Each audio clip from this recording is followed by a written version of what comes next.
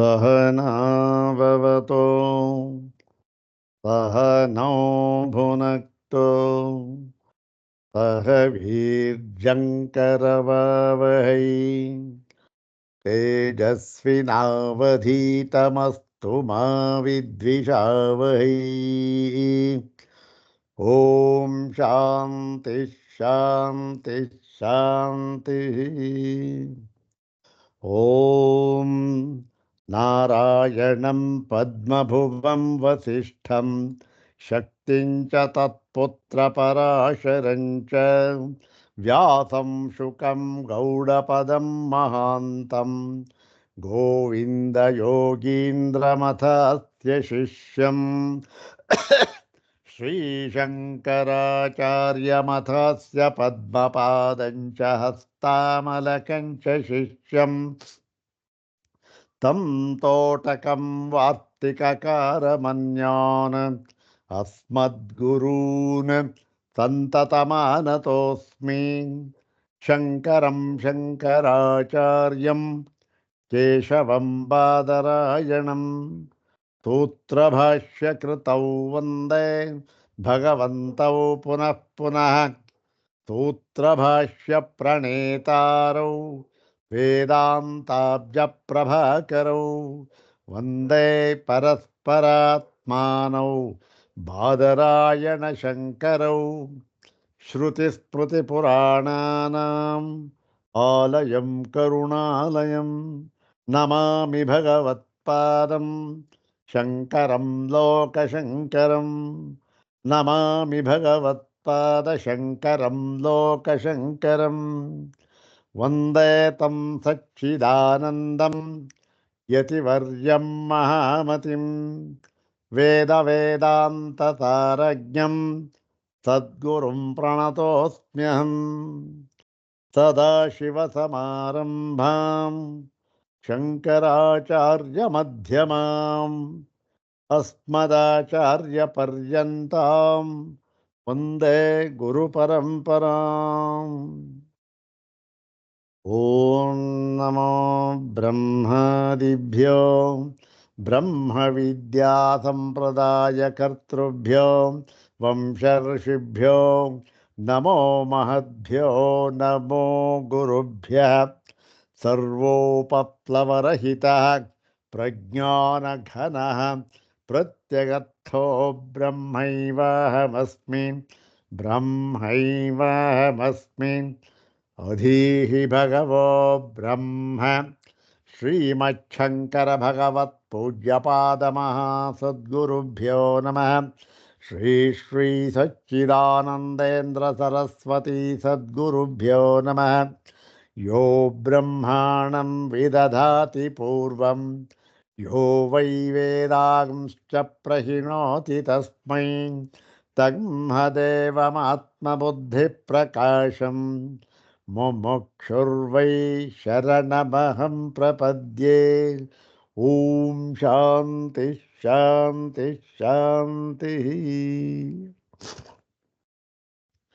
अग्रे उपस्थितेभ्यः भवद्भ्यः सर्वेभ्यो जिज्ञासुभ्यः हार्दान् प्रणामान् समर्पयामि।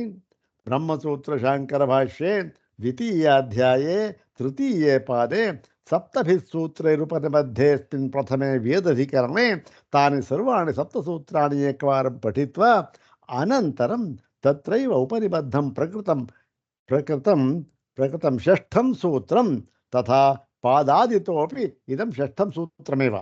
इदं सूत्रं द्विवारं पठित्वा सूत्रं तदवशिष्टभाष्यभागं च यथामति विचारयामः। सर्वाग्रे शङ्करभगवत्पूज्यपादानां प्रशस्तिश्लोकमेकं पठित्वा तेषां पादारविन्दयोः शिरसा प्रणिपत्य अनुग्रहं च प्राप्य प्रकृतं सूत्रं तद् अवशिष्टभाष्यभागं च यथामति विचारयामः। ॐ स्तुवन्मोहतमस्तोमभानुभावमुपेयुषः स्तुमस्तान् भगवत्पादान् भवरोगभिषग्वरान्।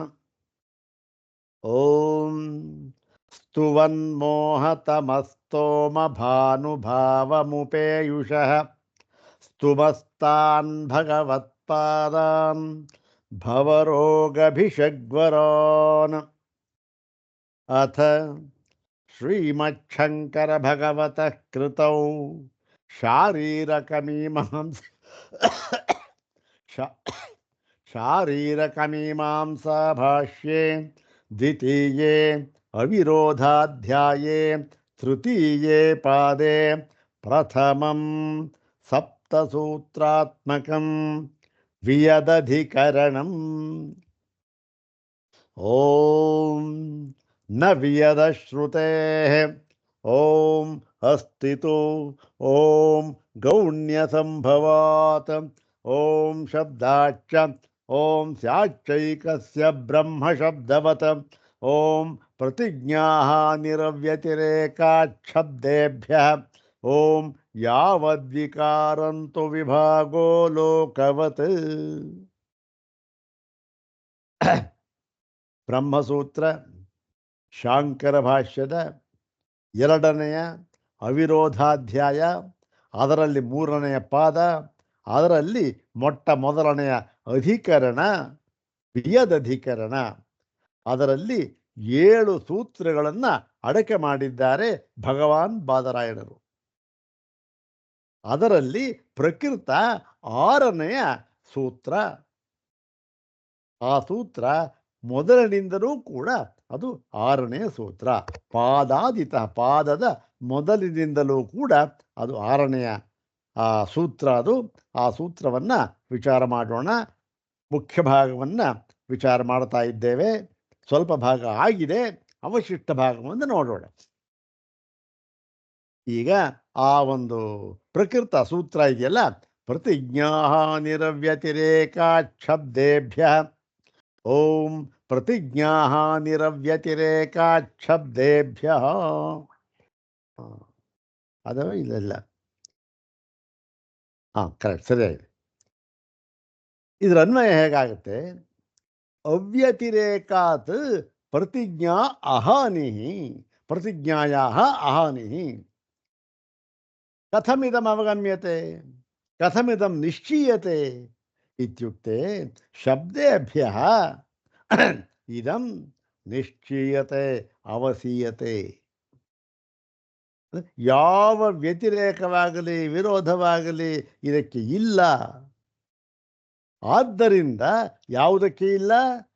ಏನನ್ನ ಪ್ರತಿಜ್ಞೆ ಮಾಡಿದ್ದೇವೋ, ಏನ ಅಶ್ರುತಂ ಶ್ರುತಂ ಭವತಿ ಅಂತ ಹೇಳಿ, ಕಸ್ಮಿನ್ನು ಭಗವೋ ವಿಜ್ಞಾತೆ ಸರ್ವವಿಧಂ ವಿಜ್ಞಾತಂ ಭವತಿ ಅಂತ ಹೇಳಿದ್ದಕ್ಕೆ ಉತ್ತರವಾಗಿ ಏಕಸ್ಮಿನ್ನೇವ ಬ್ರಹ್ಮಣಿ ವಿಜ್ಞಾತೆ ಸರ್ವವಿಧಂ ವಿಜ್ಞಾತಂ ಭವತಿ ಅಂತ ಏನು ಪ್ರತಿಜ್ಞೆ ಮಾಡಿದ್ದರೋ ಆ ಪ್ರತಿಜ್ಞೆಗೆ ಯಾವ ವಿರೋಧವಾಗಲಿ, ಮತ್ತೆ ಯಾವ ಸಂಶಯವಾಗಲಿ, ವಿಕಲ್ಪವಾಗಲಿ, ಯಾವ ವಿಧವಾದ ತಡೆಯಾಗಲಿ, ಮುಂತಾದ ಅಹಾನಿ ಅಂತಕ್ಕಂಥದ್ದು, ಹಾನಿ ಅಂತಕ್ಕಂಥದ್ದು ಇಲ್ಲದಿರುವುದರಿಂದ ನಮ್ಮ ಪ್ರತಿಜ್ಞೆಗೆ ಯಾವುದೇ ಭಂಗವಾಗಲಿ ಆಗುವುದಿಲ್ಲ.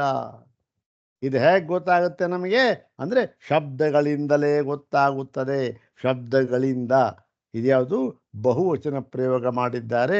ಅಂದರೆ ಒಂದು ಶ್ರುತಿ ಹೇಳ್ತಾ ಇಲ್ಲ, ಎಲ್ಲ ಶ್ರುತಿನೂ ಹೇಳ್ತಾ ಇದೆ ನೋಡಿ ಪೂರ್ವ ಪಕ್ಷಿಗಳೇ. ಆದ್ದರಿಂದ ನೀವು ಏನೇನೋ ಹೇಳಿದ್ರಲ್ಲ ಅದು ಸರಿ ಇಲ್ಲ ಅಂತ ಹೇಳಿದ್ರು. ನಂತರ ಬಂದು ಅವರು ಏನೇನು ಆಕ್ಷೇಪಣೆ ಹಾಕಿದ್ದರೋ ಅದಕ್ಕೆ ಒಂದೊಂದಾಗಿ ಈಗ ಅದಕ್ಕೆ ಉತ್ತರವನ್ನು ಕೊಡಬೇಕು.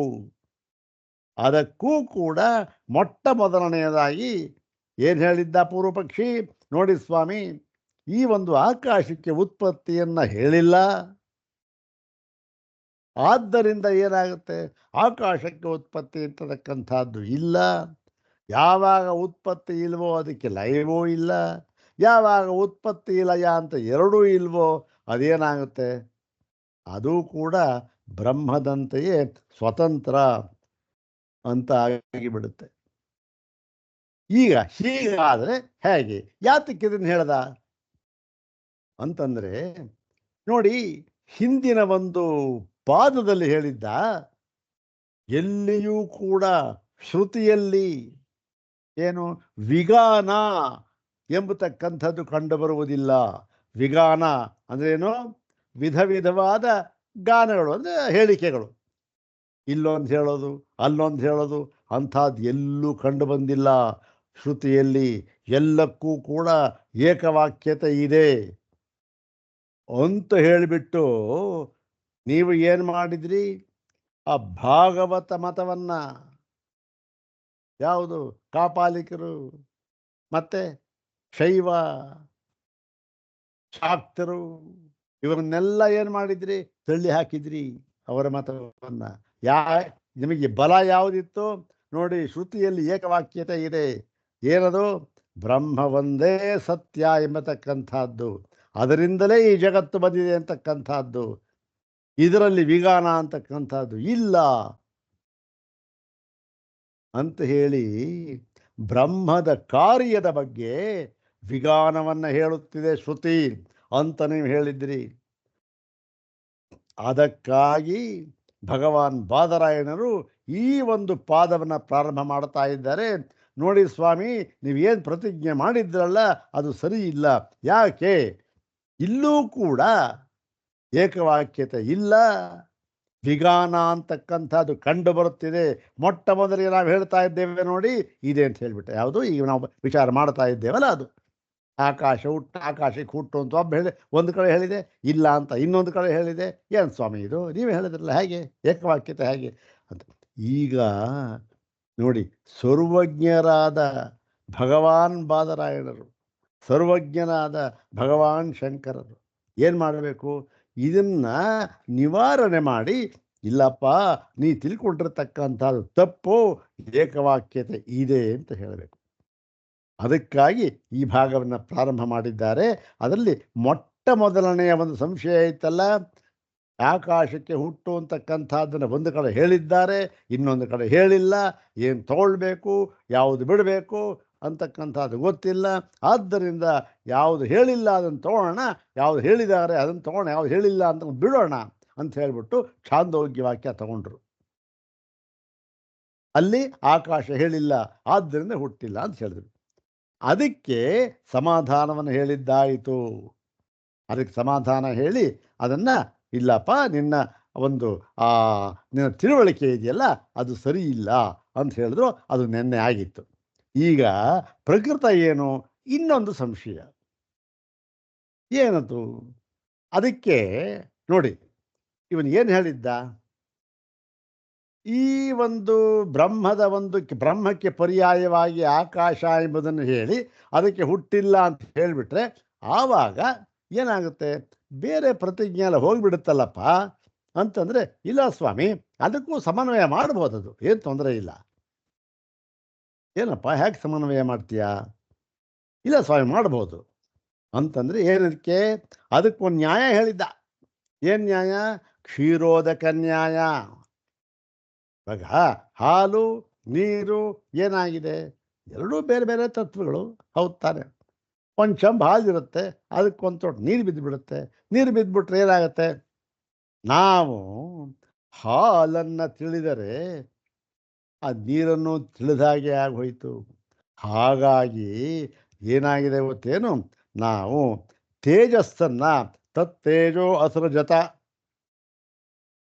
ಅಂತ ತೇಜೋ ಬಣ್ಣದಲ್ಲಿ, ಅದು ತ್ರಿವೃತ್ಕರಣ ಅಂತ ಹೇಳ್ತೇವಲ್ಲ, ಆ ತ್ರಿವೃತ್ಕರಣದಲ್ಲಿ ತೇಜಸ್ಸನ್ನು ಹೇಳಿದ್ದಾರಲ್ಲ, ಅದನ್ನು ತಿಳಿದರೆ ಇದನ್ನು ತಿಳಿದಾಗಾಯಿತು. ಯಾವುದು? ಆಕಾಶ ವಾಯುನವೇ. ಹೇಗೆ? ಕ್ಷೀರೋದಕ ನ್ಯಾಯದಂತೆ ಅಂತ ಹೇಳಿದ್ದ. ಅದನ್ನು ನಾವು ಹಿಂದೆ ಹೇಳಿದ್ದು ನಿರಾಕರಣೆ ಮಾಡಿದ್ದು. ಈಗ ಈ ಕ್ಷೀರೋದಕ ನ್ಯಾಯ ಅಂತ ನೀನು ಹೇಳಿದ್ಯಲ್ಲಪ್ಪ, ಅದು ಇಲ್ಲಿ ಪ್ರಕೃತ ಇದಕ್ಕೆ ಸಮಂಜಸವೇ ಇಲ್ಲವೇ ಅನ್ನುವುದನ್ನು ವಿಚಾರ ಮಾಡಿ, ಇಲ್ಲಿ ನೀನು ಹೇಳ್ತಕ್ಕಂಥ ಕ್ಷೀರೋದಕ ನ್ಯಾಯ ಸಮಂಜಸವಲ್ಲ, ಅದನ್ನು ತರಬಾರದು. ಮತ್ತು ಯಾವ ನ್ಯಾಯ ತರಬೇಕು ಸ್ವಾಮಿ? ಅದನ್ನು ಹೇಳ್ತೇವೆ ಕೇಳಪ್ಪ ಅಂತ ಹೇಳ್ತಾ ಇದ್ದಾರೆ ಈ ಭಾಗದಲ್ಲಿ. ಯಾವುದು? 97ನೇ ಭಾಷ್ಯ ಭಾಗ. ಇದಕ್ಕೆ ಈ ಸೂತ್ರ ಇದಕ್ಕೆಲ್ಲ ಏನಂತಾರೆ? ಇದು ಯಾವುದು? ಇದು ಅವ್ಯತಿರೇಕಾತ್ ಅಂತ ಹೇಳಿ ಶಬ್ದೇಭ್ಯ ಅಂತ ಹೇಳಿದರು. ಈ ಶಬ್ದೇಭ್ಯ ಅಂತ ಶಬ್ದಗಳಿಂದ ಅಂತ ಇದೆಯಲ್ಲ, ಅದಕ್ಕೆ ಶಬ್ದಗಳಲ್ಲಿ ಏನೇನು ಉದಾಹರಣೆ ಕೊಟ್ಟಿದ್ದಾರೆ ಅದನ್ನು ತಗೊಂಡು ಆ ಶಬ್ದದ ವಾಕ್ಯಗಳಿಂದಲೇ, ಅಂದರೆ ವೇದಾಂತ ವಾಕ್ಯಗಳಿಂದಲೇ ಇದನ್ನು ತೋರಿಸ್ಕೊಡ್ತಾ ಇದೆ. ಶಬ್ದೇಭ್ಯ ಅಂದ್ರೇನು? ಪ್ರತಿಜ್ಞಾಹಾನಿರವ್ಯತಿರೇಕಾತ್ ಅಂತಕ್ಕಂಥದ್ದಾಯಿತು.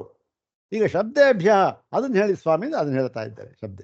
ಈಗ ಎರಡನೆಯದು ಈ ಕ್ಷೀರೋದಕ ನ್ಯಾಯ ಇತ್ತಲ್ಲ, ನೀನು ಅದನ್ನು ಹೇಳಿ ಈ ಛಾಂದೋಗ್ಯ ಶ್ರುತಿಯ ಸರಿಯಾಗಿದೆ, ಅದು ಸರಿ ಇಲ್ಲ, ಆಕಾಶಕ್ಕೆ ಹುಟ್ಟಿಲ್ಲ ಅಂತ ಹೇಳ್ತಕ್ಕಂಥದ್ದು ಸರಿಯಲ್ಲ, ಆ ನ್ಯಾಯ ಇಲ್ಲಿ ತರಬಾರದು ಅಂತ ಹೇಳ್ತಾ ಇದ್ದಾರೆ. ಇವತ್ತು ಪ್ರಕೃತ 97ನೇ ಭಾಗ. ಯಚ್ಚ ಉಕ್ತಂ ಆಕಾಶಸ್ಯ ಸರ್ವೇಣ ಅನನ್ಯ ದೇಶ ಕಾಲತ್ವಾತ್ ಬ್ರಹ್ಮಣ ತತ್ಕಾರ್ಯೈಶ್ಚ ಸಹ ವಿದಿತ್ತಮೇವ ತದ್ಭವತಿ. ನೋಡಪ್ಪ, ನೀನು ಹೇಳಿದ್ಯಲ್ಲ, ಈ ಆಕಾಶ ಅಂತ ಇದೆಯಲ್ಲ, ಆಕಾಶ ಅದು ಏನಾಗಿದೆ, ಸ್ವತಂತ್ರವಾದ ತತ್ವ ಹೇಳಿಲ್ಲ, ಅದಿರಲಿ. ಆದರೂ ಕೂಡ ಏನಂತ ನೀನು ಹೇಳಿದ್ದೆ, ಈ ಆಕಾಶ ಏನಾಗಿದೆ, ಎಲ್ಲ ಇರತಕ್ಕಂತಹ ವಸ್ತುಗಳ ಜೊತೆಯಲ್ಲಿ ನೋಡಿದರೆ ಅದೂ ಕೂಡ ಬೇರೆಯವು ಯಾವ ದೇಶ ಕಾಲಗಳಲ್ಲಿ ಇದೆಯೋ ಅದೇ ದೇಶ ಕಾಲದಲ್ಲಿ ಆಕಾಶವೂ ಇದೆ. ಹೌದು ತಾನೆ? ಅನನ್ಯ ದೇಶ ಕಾಲತ್ವಾತ್. ಅದಕ್ಕೇನು ಆಕಾಶಕ್ಕೆ ಬೇರೆ ದೇಶ ಕಾಲ ಅಂತ ಏನಿಲ್ಲ, ಅದು ಹೀಗೆ ಅದರ ಜೊತೆನೆಲ್ಲ ಇದೆ. ಆದ್ದರಿಂದ ಏನಾಗುತ್ತೆ, ನಾವು ಈ ಬ್ರಹ್ಮಣ ತತ್ಕಾರ್ಯೈಶ್ಚ, ಬ್ರಹ್ಮ ಮತ್ತು ಅದರ ಕಾರ್ಯ ಎಲ್ಲವೂ ಕೂಡ ಏನಾಯಿತು, ಈ ನಾವು ಏನು ತೇಜಸ್ಸು ಅಂತ ಇದೆಯಲ್ಲ ಅದನ್ನು ತಿಳ್ಕೊಂಡ್ರೆ ಅದನ್ನು ತಿಳ್ಕೊಂಡಾಗಾಯಿತು. ಯಾಕೆ? ಆಕಾಶವೂ ಕೂಡ ಅದಕ್ಕೆ ಬೇರೆ ದೇಶವಾಗಲಿ, ಬೇರೆ ಕಾಲವಾಗಲಿ, ಬೇರೆ ಸಿದ್ಧಾಂತವಾಗಲಿ, ಮತ್ತು ಬೇರೆ ಯಾವ ವಿಧವಾದ ವೈಶಿಷ್ಟ್ಯವೂ ಕೂಡ ಇಲ್ಲ. ಏನು ವೈಶಿಷ್ಟ್ಯ ಇದೆ? ಇದೇ ಕಾಲ, ಇದೇ ದೇಶ. ಬೇರೆದಕ್ಕೆಲ್ಲ ಯಾವ ಕಾಲ ದೇಶ ಇದೆಯೋ ಇದೇನೆ. ಆದ್ದರಿಂದ ಏನಾಯಿತು, ಎಲ್ಲ ಒಂದೇ ಅಂತಾಯಿತು. ಒಂದೇ ಅಂತ ಆದಮೇಲೆ ಒಂದು ತಿಳಿದ್ರೆ ಅದು ತಿಳಿದಕ್ಕಾಯ್ತು ಅಂತ ನೀನು ಹೇಳಿದ್ಯಲ್ಲ, ಅದು ನೀನು ಹೇಳಿದ್ದೆ. ಅದು ಹಾಗಾಗಿ ಏನಾಗುತ್ತೆ, ಅತಃ ನ ಪ್ರತಿಜ್ಞಾಹೀಯತೆ. ಹೀಗೆ ತಿಳಿಬೇಕು ಸ್ವಾಮಿ. ಪೂರ್ವ ಪಕ್ಷಿ ಹೇಳ್ತಾ ಇದ್ದಾನೆ, ಏನು ಅನನ್ಯ ದೇಶ ಕಾಲ, ಆಕಾಶಕ್ಕೂ ಇದಕ್ಕೂ ಅನನ್ಯ ದೇಶ ಕಾಲ, ಬೇರೆ ವಸ್ತುಗಳಿಗೂ ಕೂಡ. ಹಾಗಾಗಿ ಏನು ಬೇರೆ ಅಲ್ಲ ಅದು. ಹಾಗಾಗಿ ಏನಾಗುತ್ತೆ, ಒಂದನ್ನು ತಿಳಿದರೆ ಎಲ್ಲವನ್ನೂ ತಿಳಿದಂತೆ ಆಗುತ್ತದೆ ಅಂತ ಪ್ರತಿಜ್ಞೆ ಮಾಡಿದ್ದಾರಲ್ಲ, ಅದಕ್ಕೇನು ಬಾಧೆ ಆಗೋಲ್ಲ ಸ್ವಾಮಿ. ನೀವು ತಿಳಿದ ಹಾಗೆ ಏನು ಹೇಳಿಬಿಟ್ರಲ್ಲ, ಹೇಗಯ್ಯ, ಎರಡು ಬೇರೆ ಬೇರೆ ವಸ್ತುಗಳಿರುವಾಗ ರಾಮನ ತಿಳಿದರೆ ಲಕ್ಷ್ಮಣ ತಿಳಿದ ಹಾಗೆ ಆಗ್ತಾನ? ಆಗೋಲ್ಲ ಅಂತ ಹೇಳಿದ್ರಲ್ಲ. ಏನಿಲ್ಲ ಸ್ವಾಮಿ, ಹಾಗೇನಿಲ್ಲ ಅಂತ ಹೇಳಿಬಿಟ್ಟ. ಯಾಕೆ? ಎರಡೂ ಕೂಡ ಅನನ್ಯ ದೇಶ ಕಾಲತ್ವಾತ್, ಎರಡಕ್ಕೂ ಕೂಡ ಒಂದೇ ದೇಶ, ಒಂದೇ ಕಾಲ, ಒಂದಲ್ಲೇ ಇರ್ತಕ್ಕಂಥ. ಹೌದು ತಾನೆ? ಇವಾಗ ನಾವು ಈ ಕರ್ನಾಟಕದಲ್ಲಿರೋ ಜನಗಳನ್ನ ತಿಳ್ಕೊಂಡ್ರೆ ಏನಾಗುತ್ತೆ, ಉತ್ತರ ಪ್ರದೇಶದಲ್ಲಿರೋ ಜನಗಳನ್ನ ತಿಳ್ಕೊಂಡಾಗ ಆಗಲಿಲ್ಲ ಅಂತಕ್ಕಂಥದ್ದು ಒಂದು. ಯಾವುದದು? ಸಿದ್ಧಾಂತ. ಹೌದು ತಾನೆ? ಆಕಾಶವನ್ನು ತೇಜಸ್ಸನ್ನು ತಿಳಿದುಕೊಂಡ್ರೆ ಆಕಾಶವನ್ನು ತಿಳಿದುಕೊಂಡಾಗೆ ಆಗಲಿಲ್ಲ, ಆದ್ದರಿಂದ ಏನು, ಪ್ರತಿಜ್ಞೆ ಹೋಯಿತು ಅಂತಕ್ಕಂಥದ್ದು ಪೂರ್ವಪಕ್ಷ. ಅದಕ್ಕೆ ಉದಾಹರಣೆ ಏನು ಕೊಡ್ಬೋದು? ಕರ್ನಾಟಕದವ್ರನ್ನ ತಿಳ್ಕೊಂಡ್ರೆ ಉತ್ತರ ಪ್ರದೇಶದವ್ರನ್ನ ತಿಳ್ಕೊಂಡಾಗ ಆಗಲಿಲ್ಲ. ಹೌದು ತಾನೆ? ನ್ಯಾಯ ಇದು. ಅದಕ್ಕೆ ಪೂರ್ವಪಕ್ಷಿ ಹೇಳ್ದ, ಸ್ವಾಮಿ ನೀವು ತಿಳ್ಕೊಂಡಿರ್ತಕ್ಕಂಥ ತಪ್ಪು, ಅನನ್ಯ ದೇಶ ಕಾಲತ್ವಾತ್ ಅಂತ ಹೇಳ್ದ. ಏನು ನೋಡಿ ಸ್ವಾಮಿ, ಉತ್ತರ ಪ್ರದೇಶ ಮತ್ತು ಕರ್ನಾಟಕ ಇವೆರಡೂ ಕೂಡ ಏನಾರು ಅನ್ಯ ದೇಶದಲ್ಲಿದೆಯಾ?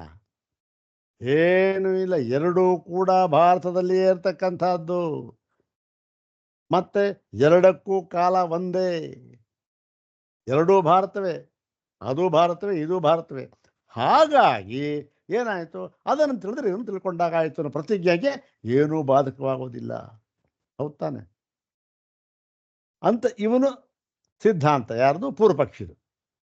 ಅತಃ ಪ್ರತಿಜ್ಞಾನಹೀಯತೆ ಮತ್ತು ನ ಚ ಏಕಮೇವ ದ್ವಿತೀಯಮಿತಿ ಶ್ರುತಿ ಕೋಪೋ ಭವತಿ. ಇನ್ನು ಈ ಏಕಮೇವಾದ್ವಿತೀಯ ಸದೈವ ಸೌಮ್ಯದಮಗ್ರ ಆಸೀದ ಏಕಮೇವಾದ್ವಿತೀಯಂ ಅಂತ ಇದೆಯಲ್ಲ, ಇದು ಈ ಶ್ರುತಿ ಕೋಪ ವಿರೋಧ. ಈ ಶ್ರುತಿಗೆ ಯಾವ ವಿರೋಧವೂ ಆಗುವುದಿಲ್ಲ ಅಂತ ಹೇಳಿಬಿಟ್ಟ. ಯಾಕೆ? ಅದಕ್ಕೆ ಕ್ಷೀರೋದಕವತ್ ಉದಾಹರಣೆ ಕೊಟ್ಟ.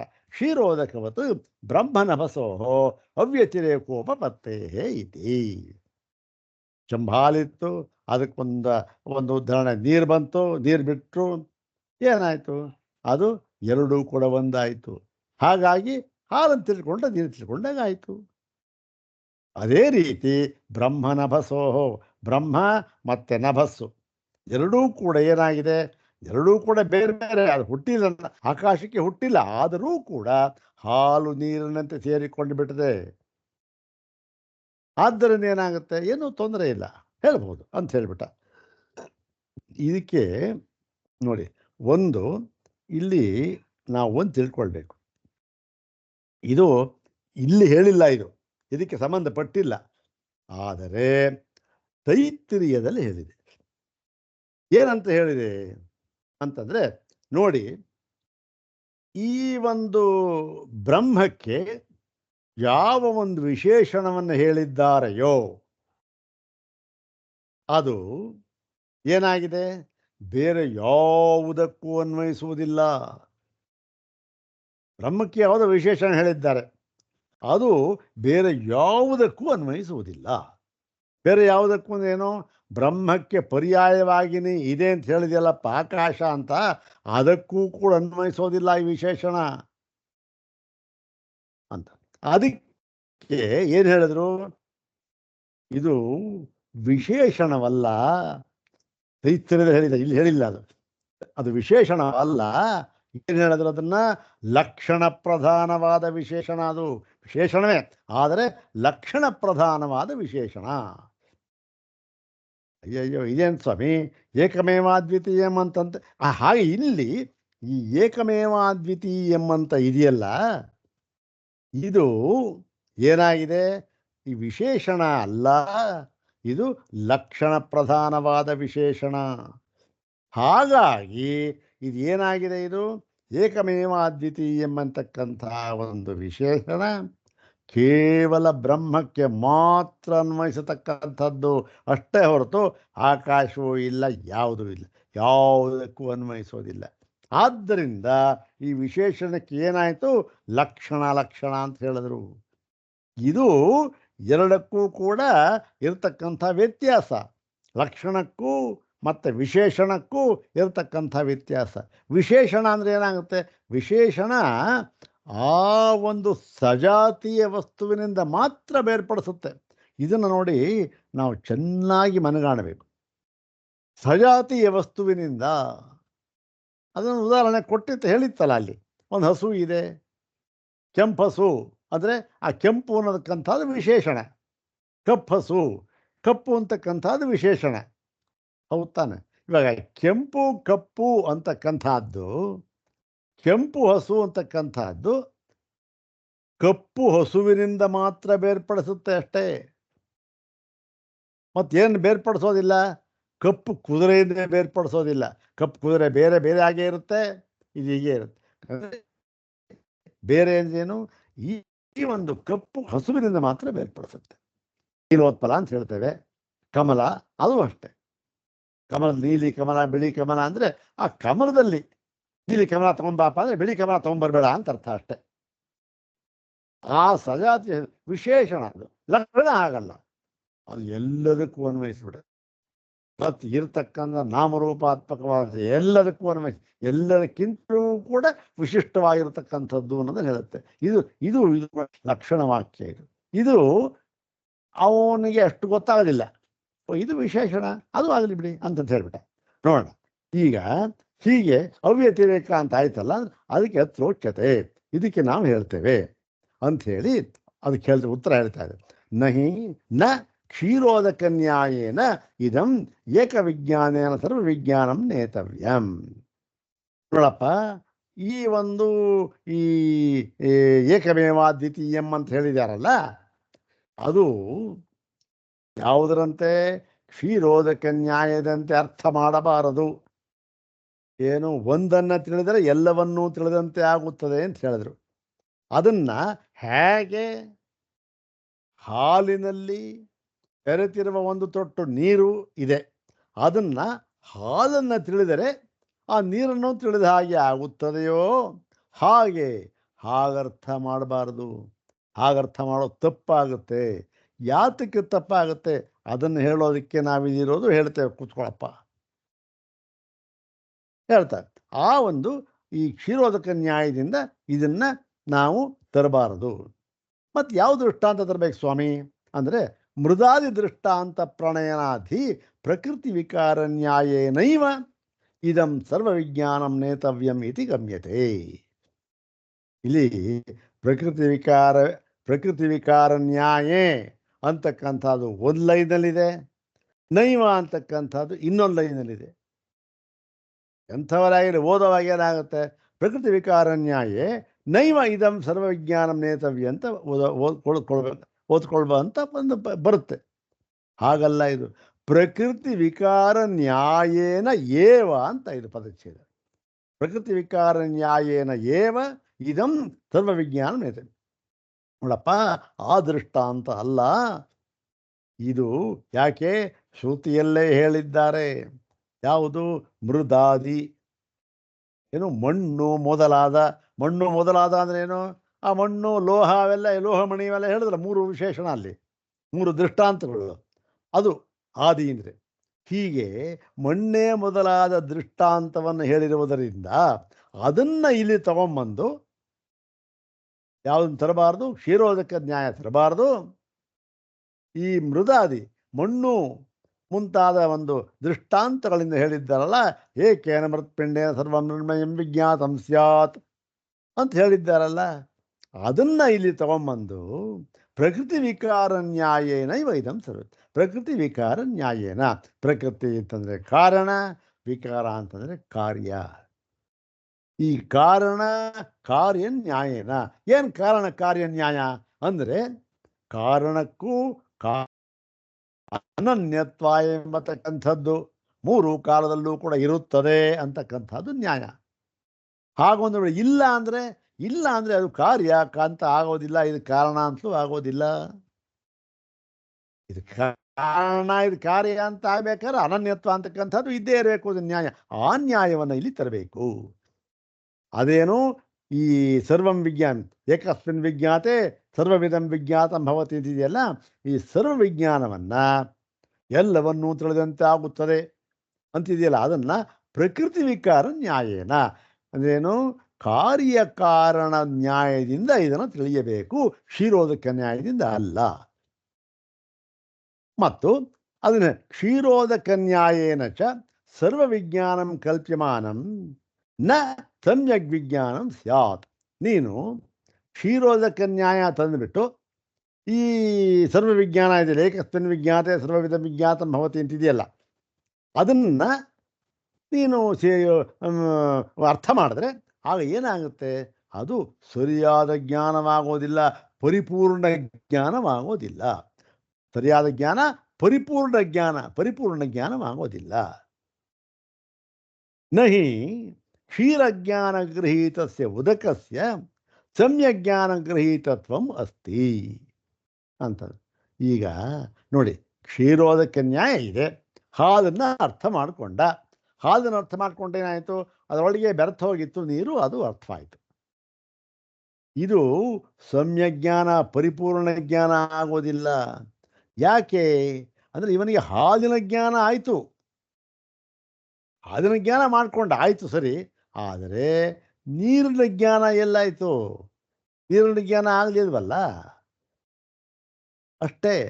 ಇದು ನೋಡಿ ಹೇಗೆ ಅಂದರೆ, ಒಂದು ಉದಾಹರಣೆ ಈ ಸ್ವಾಮಿ ಪಾದರೆ ಹೇಳಿಬಿಟ್ಟಿದ್ದಾರೆ. ಅದನ್ನ ಏನು ಉದಾಹರಣೆ ಅಂದರೆ ನೋಡಿ, ಕಪ್ಪೆ ಚಿಪ್ಪಿದೆ, ಹೌದು ತಾನೆ? ಬೆಳ್ಳಿ ಅಂತ ತಿಳ್ಕೊಂಡ.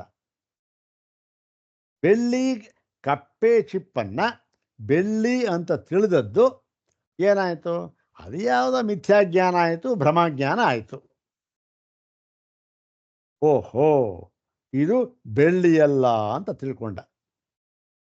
ಬೆಳ್ಳಿ ಎಲ್ಲ ಅಂತ ತಿಳ್ಕೊಂಡ ಮಾತ್ರಕ್ಕೆ ಏನಾಯಿತು, ಇವನಿಗೆ ಆ ಕಪ್ಪೆ ಚಿಪ್ಪನ ಜ್ಞಾನ ಆಗಲಿಲ್ಲ. ಯಾಕೆ ಆಗಲಿಲ್ಲ ಸ್ವಾಮಿ ಅಂದರೆ, ಬೆಳ್ಳಿ ಅಂತ ಇವನು ತಿಳ್ಕೊಂಡಿದ್ನಲ್ಲ, ಬೆಳ್ಳಿ ಅಲ್ಲ ಅಂತ ತಿಳ್ಕೊಂಡ. ಓಹ್, ಬೆಳ್ಳಿ ಅಲ್ಲ, ಬೆಳ್ಳಿ ಅಂತ ತೋರ್ತಾ ಇದೆ ತಿಳ್ಕೊಂಡ. ಅಷ್ಟು ಮಾತ್ರಕ್ಕೆ ಇವನು ಕಪ್ಪೆ ಚಿಪ್ಪನ ಜ್ಞಾನ ಆಗಲಿಲ್ಲ. ಯಾಕೆ ಆಗಲಿಲ್ಲ ಅಂದರೆ, ಆ ಕಪ್ಪೆ ಚಿಪ್ಪು ಅಂತಕ್ಕಂಥದ್ರಿಂದಲೂ ಬೆಳ್ಳಿ ತೋರಬಹುದಾಗಿದೆ, ಮತ್ತು ಇನ್ಯಾವುದಾದ್ರೂ ಲೋಹದಿಂದಲೂ ಕೂಡ ಬೆಳ್ಳಿ ತೋರಬಹುದಾಗಿದೆ. ಉದಾಹರಣೆಗೆ ಒಂದು ಇವೆಲ್ಲ ಫಾಯಿಲ್ ಬರುತ್ತಲ್ಲ, ಟಿನ್ ಫಾಯಿಲ್ ಅಂತ, ಅವು ಬಿದ್ದಿರುತ್ತೆ. ಅವು ಬಿದ್ದಿದ್ದಾಗೆ ಹೊಳಿತಾ ಇರುತ್ತೆ. ₹1 ಕಾಯಿನ್ ಬಿದ್ದಿರುತ್ತೆ, ಹೊಳಿತಾ ಇರುತ್ತೆ. ಓ, ಏನೋ ಬೆಳ್ಳಿ ಬಿದ್ದಿದೆ ಅಂದ್ಕೊಳ್ತೇವೆ. ಬೆಳ್ಳಿ ಜ್ಞಾನ ಆಯಿತು ನಮಗೆ. ಆದರೆ ಆ ಕಪ್ಪೆ ಚಿಪ್ಪನ ಜ್ಞಾನ ಆಗಲಿ, ಏನು ಕಪ್ಪೆ ಚಿಪ್ಪ, ಇದು ಬೆಳ್ಳಿ ಕಾಯಿನ್ನ ಇಲ್ಲ ಟಿನ್ ಫಾಯಿಲ್ಲ ಅಂತಕ್ಕಂಥದ್ದು ಅರ್ಥ ಆಗೋದಿಲ್ಲ. ಅಂದ್ರೇನು, ಅದನ್ನೂ ಅರ್ಥ ಮಾಡಿಕೊಡ್ಬೇಕು. ಅದು ಆಗ ಏನಾಗುತ್ತೆ, ಪರಿಪೂರ್ಣ ಜ್ಞಾನ ಆಗುತ್ತೆ. ನಿನ್ನ ಈ ಒಂದು ಕ್ಷೀರವದಕ ನ್ಯಾಯದಲ್ಲಿ ಪರಿಪೂರ್ಣ ಜ್ಞಾನ ಆಗೋದಿಲ್ಲ. ಹಾಲಿನ ಜ್ಞಾನ ಆಯಿತು ಸರಿ, ಇದೇನು ಪಾಕ್ಷಿಕ ಜ್ಞಾನ. ಹಾಗೆ ಎಲ್ಲವನ್ನೂ ತಿಳಿದರೆ, ಎಲ್ಲ ಒಂದನ್ನು ತಿಳಿದರೆ ಎಲ್ಲವನ್ನೂ ತಿಳಿದಂತೆ ಆಯಿತು. ಎಲ್ಲವನ್ನೂ ತಿಳಿದಂತೆ ಆಯಿತು ಸರಿ, ಅದು ಸರಿ. ಆದರೆ ಒಂದಿದೆಯಲ್ಲ, ಅದನ್ನು ತಿಳಿದಂತೆ ಆಗಲಿಲ್ಲ. ಅದು ಯಾವುದು ಅಂತಕ್ಕಂಥದ್ದು ಹಾಗೆ ಉಳಿದು ಬಿಡ್ತು ಪ್ರಶ್ನೆ. ಅದೇನು ಬ್ರಹ್ಮವ, ಅಣುನ, ಇಲ್ಲ ಅಭಾವನ, ಇಲ್ಲ ಪ್ರಧಾನವ, ಇಲ್ಲ ಇನ್ನೊಂದ, ಗೊತ್ತಾಗಲಿಲ್ಲ. ಎಲ್ಲದರ ಜ್ಞಾನವೂ ಆಯಿತು, ಆದರೆ ಆ ಕಾರಣ ಜ್ಞಾನ ಆಗಲಿಲ್ಲ. ಇದು ಪಾಕ್ಷಿಕ ಜ್ಞಾನ ಆಯಿತು, ಹೌದು ತಾನೆ? ಆದ್ದರಿಂದ ಏನಾಗುತ್ತೆ, ಈ ಕ್ಷೀರ ಜ್ಞಾನದಿಂದ ಯಾವುದು ನಮ್ಮ ಒಂದು ಅರಿವಾಯ್ತಲ್ಲ ಉದಕ, ಅದರದ್ದು ಸಮ್ಯ ಜ್ಞಾನ ಗ್ರಹಿತತ್ವ ನಾಸ್ತಿ. ಆ ನೀರಿನ ಒಂದು ಸಮ್ಯ ಜ್ಞಾನ ಅಂತಕ್ಕಂಥದ್ದು ಆಗಲಿಲ್ಲ. ಹಾಗಾಗಿ ಏನಾಯಿತು, ಇದು ಪರಿಪೂರ್ಣ ಜ್ಞಾನವೂ ಅಲ್ಲ. ನ ಚ ವೇದಸ್ಯ ಪುರುಷಾಣಾಮಿವ ಮಾಯಾ ಅಲೀಕ ವಂಚನಾದಿಭಿ ಅರ್ಥಾವಧಾರಣಂ ಉಪಪದ್ಯತೆ. ಇನ್ನೊಂದು ಮುಖ್ಯವಾದ ವಿಚಾರ ಹೇಳಿದ್ರು. ನೋಡಪ್ಪ, ವೇದ ಹೇಳ್ತಾ ಇದೆ, ಏನು ಹೇಳ್ತಾ ಇದೆ, ಈ ಒಂದು ಸರ್ವವಿಜ್ಞಾನ ಇದೆಯಲ್ಲ, ಯಾವುದು ಏಕಸ್ಮಿನ್ ವಿಜ್ಞಾತೆ ಸರ್ವವಿಧಂ ವಿಜ್ಞಾತಂ ಭವತಿ, ಒಂದನ್ನು ತಿಳಿದರೆ ಎಲ್ಲವನ್ನು ತಿಳಿದಂತಾಯಿತು, ಇದೊಂದನ್ನು ತಿಳಿದರೆ ಅಂತ ಹೇಳಿದಾರಲ್ಲ, ಅದನ್ನ ಯಾವುದು, ಅದಕ್ಕೆ ದೃಷ್ಟಾಂತ ಯಾವುದು ಕೊಟ್ಟಿದ್ದಾರೆ? ದೃಷ್ಟಾಂತ ಮಣ್ಣು ಲೋಹ ಅಂತ ಕೊಟ್ಟಿದ್ದಾರೆ. ಹಾಗಾಗಿ ನಾವು ಶ್ರುತಿಯಲ್ಲಿ ಏನು ದೃಷ್ಟಾಂತವನ್ನು ಕೊಟ್ಟು ಸಿದ್ಧ ಮಾಡಿದ್ದಾರೆಯೋ ಅದೇ ದೃಷ್ಟಾಂತವನ್ನ ನಾವು ತೆಗೆದುಕೊಳ್ಳಬೇಕು. ಅದು ಬಿಟ್ಟು ಬೇರೆ ಕ್ಷೀರೋದಕವಾಗಲಿ ಇನ್ನೊಂದಾಗಲಿ ತಗೋಬಾರ್ದು.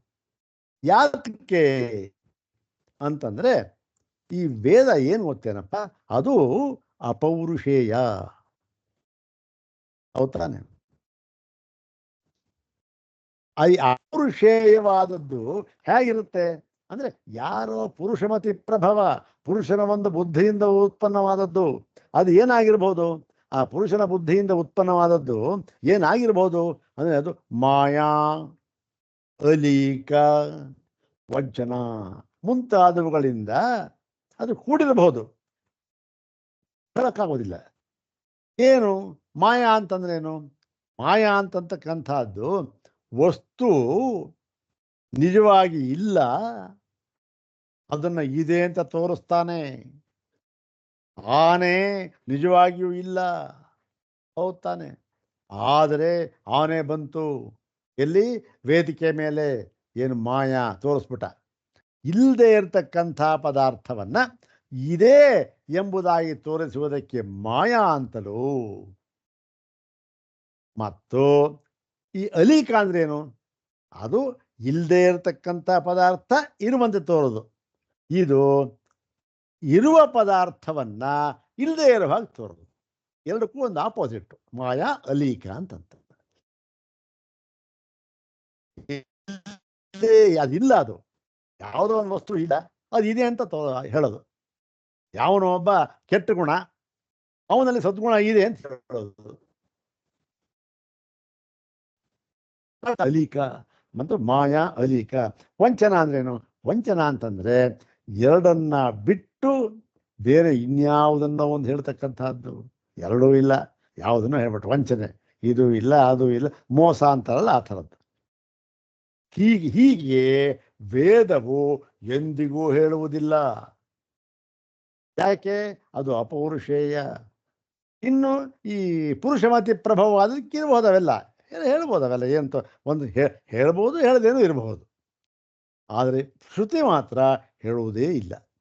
ಮತ್ತು ಇದು ಅವಧಾನ ಉಪದ್ಯತೆ ಸಾವಧಾರಣಾಚ ಇಯಂ ಏಕಮೇವಾದ್ವಿತೀಯಂ ಇತಿ ಶ್ರುತಿ ಕ್ಷೀರೋದಕನ್ಯಾಯೇನ ನಿಯಮಾನ ಪೀಡ್ಯೇತ. ಇನ್ನು ಈ ಏಕಮೇವಾದ್ವಿತೀಯಂ ಅಂತಕ್ಕಂಥ ಶ್ರುತಿ ಇದೆಯಲ್ಲ, ಇದನ್ನ ಕ್ಷೀರೋದಕ ನ್ಯಾಯೇನ ಅಂದ್ರೆ ಏನು? ಈ ಕ್ಷೀರೋದಕ ನ್ಯಾಯದಿಂದ ನೀನು ಸಿದ್ಧ ಮಾಡಿದ್ದೆ ಆದರೆ ಹಾಲನ್ನು ತಿಳ್ಕೊಂಡ್ರೆ ಆ ಒಂದು ತೊಟ್ಟಿಯನ್ನು ತಿಳ್ಕೊಂಡಾಗ ಆಯಿತು ಅಂತ ಹೇಳಿಬಿಟ್ರೆ ಇದೇನಾಗುತ್ತೆ? ನಿಯಮ ಪೀಡ್ಯೇತ. ಆ ಒಂದು ಶ್ರುತಿ ಹೇಳಿದೆಯಲ್ಲ, ವಾಕ್ಯ ಅಪೌರುಷೇಯವಾದ ಶ್ರುತಿ, ಅದಕ್ಕೆ ಪೀಡ್ಯೇತ, ಅದಕ್ಕೇನಾಗಿದೆ? ಕುಂದು ಬರಬಹುದು. ಹೌದು ತಾನೆ? ಹಾಗೆ ಹೇಳ್ಬಿಟ್ಟು ಯಾವುದನ್ನ ಕ್ಷೀರೋದಕ ನ್ಯಾಯ ತಂದರೆ. ಮತ್ತು ಸಾವಧಾರಣ ಅಂದರೆ ಇದನ್ನು ಅವಧಾರಣೆ ಮಾಡಿರ್ತಕ್ಕಂಥ ಏಕಮೇವ ಅಂತ ಆಧಾರ ಮಾಡಿದ್ದಾರೆ. ಏಕಮೇವ ಅದ್ವಿತೀಯಂ ಅಂತ ಹೇಳಿ ಅವಧಾರಣ ಇದೆಯಲ್ಲ, ಏಕಮೇವ ಅಂತಕ್ಕಂಥದ್ದು, ಇದಕ್ಕೆ ನೀನು ಕ್ಷೀರೋದಕ ನ್ಯಾಯದಂತೆ ಅರ್ಥ ಮಾಡಿಬಿಟ್ರೆ ಪರಿಪೂರ್ಣ ಒಂದು ಜ್ಞಾನ ಬಂದಾಗ ಆಗಲಿಲ್ಲ, ಪಾಕ್ಷಿಕ ಜ್ಞಾನ ಆಯಿತು. ಮತ್ತು ನ ಸ್ವಕಾರ್ಯಾಪೇಕ್ಷೆಯ ಇದಂ ವಸ್ತು ಏಕದೇಶ ವಿಷಯಂ ಸರ್ವವಿಜ್ಞಾನಂ ಏಕಮೇವಾದ್ವಿತೀಯತಾ ಅವಧಾರಣಂ ಚೈತಿ ನ್ಯಾಯಂ. ಮತ್ತು ಇದು ನ್ಯಾಯವಲ್ಲ, ನ್ಯಾಯಂ, ಇದು ನ್ಯಾಯವಲ್ಲ. ಯಾವುದು ನ್ಯಾಯವಲ್ಲ ಅಂದರೆ ತನ್ನ ಒಂದು ಕಾರ್ಯಾಪೇಕ್ಷೆಯಿಂದ, ಯಾವುದು ಮಣ್ಣಿದೆ, ಅದು ಮಡಿಕೆ ಕುಡಿಕೆ ಶ್ರಾವ್ಯ ಕಾರ್ಯ, ಅದನ್ನ ಇದಂ ವಸ್ತು ಏಕದೇಶ ವಿಷಯಂ ಸರ್ವವಿಜ್ಞಾನಂ, ಈ ಒಂದು ಏಕದೇಶ ಅಂದರೆ ಒಂದು ಪಾರ್ಷಿಯಲ್ ಅಂತ, ಒಬ್ಬ ಎಲ್ಲೋ ಒಂದು ಭಾಗ, ಒಂದು ಒಬ್ಬನು ಒಂದು ಹೇಳ್ತಕ್ಕ, ಅದು ಈ ಏಕದೇಶಿಯಾಗಿರ್ತಕ್ಕಂಥ ಕಾರ್ಯ ಎಲ್ಲ ಯಾವುದು? ಅದು ಪರಿಪೂರ್ಣ ಅಲ್ಲ, ಅದು ಏಕದೇಶ. ಅದು ಹೌದು ತಾನೆ? ನೀವು ಮಣ್ಣನ್ನು ತಿಳಿದುಕೊಂಡ್ರೆ ಅದರ ಕಾರ್ಯ ತಿಳ್ಕೊಂಡಾಗಾಯಿತು. ಕಾರ್ಯದಲ್ಲಿ ಯಾವುದು ಒಂದನ್ನು ತಿಳ್ಕೊಂಡ್ರೆ ಎಲ್ಲ ತಿಳ್ಕೊಂಡಾಗ ಆಗೋದಿಲ್ಲ. ಮಡಿಕೆ ತಿಳ್ಕೊಂಡ್ರೆ ಕುಡಿಕೆ ತಿಳ್ಕೊಂಡಾಗ ಆಗೋದಿಲ್ಲ, ಕುಡಿಕೆ ತಿಳ್ಕೊಂಡ್ರೆ ತಟ್ಟೆ ತಿಳ್ಕೊಂಡಾಗ ಆಗೋದಿಲ್ಲ. ಅಷ್ಟು ಎರಡಕ್ಕೂ ಬೇರೆ ಬೇರೆ ಪ್ರಾಪರ್ಟಿನೇ ಬೇರೆ. ಹಾಗಾಗಿ ಏನಾಗುತ್ತೆ? ಅದು ಏಕಮೇವಾದ್ವಿತೀಯತ ಅವಧಾರಣಂ, ಅದರಿಂದ ಏಕಮೇವ ಅಂತ ಅವಧಾರಣೆ ಮಾಡಿ ಹೇಳಿದ್ದಾರಲ್ಲ, ಇದು ನ್ಯಾಯಂ, ಇದು ಸರಿ ಹೋಗೋದಿಲ್ಲ. ಯಾಕೆ? ನೀವು ಕಾರ್ಯದಿಂದ ಸಿದ್ಧ ಮಾಡ್ತಾ ಇದ್ದೀರಿ, ಅದು ಎಂದಿಗೂ ಸರಿ ಹೋಗೋದಿಲ್ಲ. ಯಾಕೆ? ಕಾರ್ಯ ಬೇಕಾದಷ್ಟಿದೆ, ಒಂದು ತಿಳಿದ್ರೆ ಎಲ್ಲ ತಿಳಿದಾಗ ಆಯ್ತಾ? ಕಾರ್ಯ ಇದೆಯಪ್ಪ. ಈಗ ನೋಡಿ, ಮಣ್ಣಿನಿಂದ ಮಡಿಕೆ ಆಗುತ್ತೆ ಅಂತ ತಿಳ್ಕೊಂಡ, ಮಡಿಕೆ ಆಗುತ್ತೆ ಮಣ್ಣಿನಿಂದ ತಿಳ್ಕೊಳ್ಳೋದು ಪಾಕ್ಷಿಕ ಜ್ಞಾನವ ಪರಿಪೂರ್ಣ ಜ್ಞಾನವ? ಪಾಕ್ಷಿಕ ಜ್ಞಾನ. ಬರೀ ಮಡಿಕೆ ಒಂದೇನ ಆಗೋದು? ಬೇಕಾದಷ್ಟು ಕಾರ್ಯಗಳಾಗುತ್ತೆ, ಹೌದು ತಾನೆ? ಆದ್ದರಿಂದ ಈ ಕಾರ್ಯವನ್ನೇ ನಾವು ಹಿಡಿದು ತಿಳ್ಕೊಳ್ಳೋದಾದರೆ ಪಾಕ್ಷಿಕ ಜ್ಞಾನ ಅದು. ಮತ್ತು ಮೃದಾದಿಶ್ವಪಿ ತತ್ ಸಂಭವಾತ್ ನ ತದ ಪೂರ್ವವತ್ ಉಪನಿಷಿತವ್ಯಂ ಭವತಿ. ಶ್ವೇತಕೇತೋ ಎನ್ನು ಸೌಮ್ಯ ಇದಂ ಮಹಾಮನ ಅನುಚಾನಮಾನಿ ಶಬ್ದೋಸಿ ಉತ ತಮಾದೇಶಮಪ್ರಾಕ್ಷೋ ಏನ ಶ್ರುತಂ ಭವತಿ ಇತ್ಯಾದಿನ. ಆದ್ದರಿಂದ ಏನಾಯಿತು? ಸಿದ್ಧಾಂತವನ್ನು ಹೇಳ್ತಾ ಇದ್ದಾರೆ ಇವಾಗ. ಮೃದಾದಿಶ್ವಪಿ ಅಂದರೆ ಈ ಮಣ್ಣು ಮೊದಲಾದ ನ್ಯಾಯ ಐತಿಲ್ಲ, ಮೃದಾದಿ ನ್ಯಾಯ, ಮೃದಾ ದೃಷ್ಟಾಂತ ಇದೆಯಲ್ಲ, ಅದನ್ನು ಪ್ರಣಯನ, ಅದನ್ನು ತಂದಾಗ ಏನಾಗುತ್ತೆ? ತತ್ ಸಂಭವಾತ್, ಅದು ಈ ಒಂದು ಯಾವುದಕ್ಕೆ ಈ ದಾರ್ಷ್ಟಾಂತಿಕ ಅಂತ ಇದೆಯಲ್ಲ ಅದಕ್ಕೆ ಸರಿಯಾಗಿ ಹೊಂದುತ್ತೆ. ಮತ್ತು ತದ ಅಪೂರ್ವವತ್ ಅಂದ್ರೇನು? ಈ ಅಪೂರ್ವ ಅಂತಂದ್ರೆ ಏನು? ಅಪೂರ್ವ ಅಂತಂದ್ರೆ ಯಾವುದನ್ನ ನೀನು ಹಿಂದೆ ಕೇಳಿಲ್ಲವೋ, ಯಾವುದನ್ನ ಕೇಳಿದರೆ ಎಲ್ಲವನ್ನೂ ಕೇಳಿದಂತೆ ಆಗುತ್ತದೆಯೋ ಅಂಥದ್ದೇನು ಅಂತ ಕೇಳೇ ಇಲ್ಲ, ಅವನು ನೋಡೇ ಇಲ್ಲ. ಯಾವೊಂದನ್ನು ತಿಳಿದರೆ ಎಲ್ಲವನ್ನು ತಿಳಿದ ಅದು ಗೊತ್ತೇ ಇಲ್ಲ ಅವನಿಗೆ, ಅಪೂರ್ವ ಅದು. ಇಂತಹ ಅಪೂರ್ವವಾದ ಒಂದು ವಸ್ತುವನ್ನು ಹೇಳಿದ ಹಾಗೆ ಆಗಲಿಲ್ಲ. ಯಾವಾಗ ಆ ಒಂದು ಕ್ಷೀರೋದಕ ನ್ಯಾಯ ತಂದಾಗ ಇದು ಮಾತ ಅದು ಯಾತಕ್ಕೆ ಹೇಳ ಅವನು ನೋಡಿ ಸೌಮ್ಯ ಅವನು ಶ್ವೇತಕ್ಕೆ ಹೇಳ್ತಾನಲ್ಲ, ಸೌಮ್ಯ ನೀನು ಅವನೇ ಹೇಗೆ ಬಂದ ಅವನು ಮಹಾಮನ ಏನು ಗರ್ವ ತುಂಬಿತ್ತು, ನಾನು ಎಲ್ಲ ಗೊತ್ತು ಅಂತ ಬಂದ್ಬಿಟ್ಟ. ಅನುಚಾನಮಾನಿ, ಅನುಚಾನಮಾನಿ ಅಂದ್ರೆ ಏನು? ಎಲ್ಲ ಅಧ್ಯಯನ ಸಂಪನ್ನ ಪರಿಪೂರ್ಣ ಬಂದ. ಅಂಥ ಬಂದವನ ಅಹಂಕಾರದಿಂದ ಬಂದವನಿಗೆ ಸ್ತಬ್ಧೋಸಿ, ಏನು ಬಹಳ ಗರ್ವ ಬಂದ. ಅವನು ಕೇಳ್ತಾ ಉತತ ಏನಪ್ಪ ನೀನು ಉತತಮ ಆದೇಶ, ಈ ಆದೇಶವನ್ನು ನೀನು ಕೇಳಿದ್ಯಾ? ಏನು ಅಶ್ರುತಂ ಶ್ರುತಂ ಭವತಿ. ಯಾವೊಂದನ್ನು ಕೇಳದೆ ಇದ್ದರೆ ಅಥವಾ ಯಾವೊಂದನ್ನು ಕೇಳಿದರೆ ಎಲ್ಲವನ್ನೂ ಕೇಳಿದಂತೆ ಆಗುತ್ತದೆಯೋ, ಕೇಳಲ್ಪಡದೆ ಇರುವುದೂ ಕೂಡ ಕೇಳದಂತೆ ಆಗುತ್ತದೆಯೋ ಅದನ್ನು ಗೊತ್ತಾ ಅಂತ ಕೇಳ್ತಾನೆ. ಅದು ಯಾವುದು? ಅದು ಈ ಒಂದು ದೃಷ್ಟಾಂತವನ್ನು ಯಾವುದು ಕ್ಷೀರೋದಕ ನ್ಯಾಯ ದೃಷ್ಟಾಂತ ಅಂದರೆ ಹೊಂದೋದಿಲ್ಲ ಅಂತ ಹೇಳಿ, ತಸ್ಮಾತ್ ಅಶೇಷ ವಸ್ತು ವಿಷಯಮೇವ ಇದಂ ಸರ್ವವಿಜ್ಞಾನಂ ಸರ್ವಸ್ಯ ಬ್ರಹ್ಮ ಕಾರ್ಯತಾಪೇಕ್ಷೆಯ ಉಪನ್ಯಸ್ಯತೆ ಇತಿ ದೃಷ್ಟಂ. ಆದ್ದರಿಂದ ಇದೆಲ್ಲ ಬ್ರಹ್ಮ ಕಾರ್ಯವಾಗಿರುವುದರಿಂದ ಏನಾಗಿದೆ? ಎಲ್ಲ ವಸ್ತುಗಳ ವಿಷಯವಾಗಿಯೇ ಈವನು ಸರ್ವವಿಜ್ಞಾನವನ್ನು ಹೇಳ್ತಾ ಇದೆ. ಅಷ್ಟೇ ಹೊರತು ಇನ್ನೇನಾಗಿದೆ? ಯಾವುದೋ ಒಂದರ ಕಾರ್ಯದೃಷ್ಟಿಯಿಂದ ಪರಿಚ್ಛಿನ್ನ ದೃಷ್ಟಿಯಿಂದ ಇದು ಹೇಳ್ತಾ ಇಲ್ಲ ಅಂಥೇಳಿ ಎಲ್ಲ ವಸ್ತುಗಳು ಅಂದರೆ ನಾಮರೂಪಾತ್ಮಕವಾಗಿ ಏನಿದೆಯೋ ಅದೆಲ್ಲವನ್ನೂ ಕೂಡ ತಿಳಿದರೆ ಅದೆಲ್ಲ ಯಾವುದು ಕಾರ್ಯ. ಆ ನಾಮರೂಪಾತ್ಮಕವಾದ ಎಲ್ಲವೂ ಕೂಡ ತಿಳಿದಂತೆ ಆಗಿಬಿಡುತ್ತದೆಯೋ ಅದನ್ನು ತಿಳ್ಕೊಂಡಿದ್ಯಾ ಅಂತ ಕೇಳ್ದ. ಇಲ್ಲ ಅಂತ ಹೇಳ್ದ. ಅದನ್ನು ತಿಳ್ಕೊಳ್ಳೋಣ. ಹೀಗೆ ಏನಾಗಿದೆ ಇದನ್ನು ಕ್ಷೀರೋದಕ ನ್ಯಾಯದಂತೆ ಅರ್ಥ ಮಾಡಬಾರದು. ಮತ್ತು ಮೃದಾದಿ ದೃಷ್ಟಾಂತ ಪ್ರಣಯನದಿಂದ ಮಾತ್ರ ಸಿದ್ಧ ಮಾಡಬೇಕು ಅಂತ ಹೇಳಿ ಅವನ ಎರಡನೇ ಸಂಶಯ ಆಯ್ತಲ್ಲ, ಅದನ್ನು ಕೂಡ ನಿವಾರಣೆ ಮಾಡಿದರು. ಇನ್ನು ಮುಂದಿನ ಭಾಗ ಇನ್ನೂ ಸ್ವಲ್ಪ ತರ್ಕ ಪ್ರಧಾನವಾದ ಭಾಗ, ಅದನ್ನು ನಾಳೆ ನೋಡೋಣ. ಓಂ ಶಾಂತಿ ಶಾಂತಿ ಶಾಂತಿ. ಓಂ ತತ್ಸತ್.